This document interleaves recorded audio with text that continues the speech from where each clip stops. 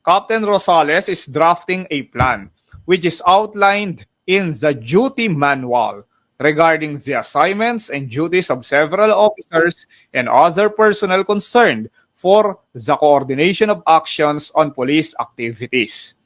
Tanong, what type of procedural plan is he doing? A, B, C, or D? Anong sagot ng ating mga buddies?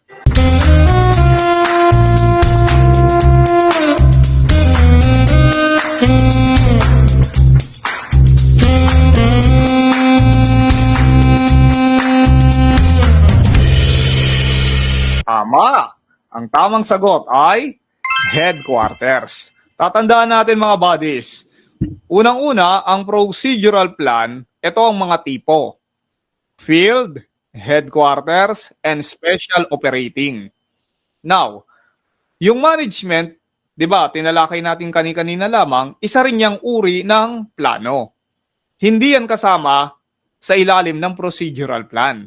Kaya yung management, tabi ka muna sa GEDLI. Mag-focus ka dun sa tatlo. Field, headquarters, and special operating procedural plans. Pansinin nyo yung mga salitang may salungguhit. Pag sinabing duty manual, pag duty manual, yan ay tumutukoy sa pinakagabay ng lahat ng mga kawani ng isang law enforcement organization patungkol sa kanilang mga asignatura, sa kanilang mga tungkulin bilang kaanib or kasapi ng nasabing organisasyon. Kaya lahat yan nandun sa headquarters procedural plan. Nasundan?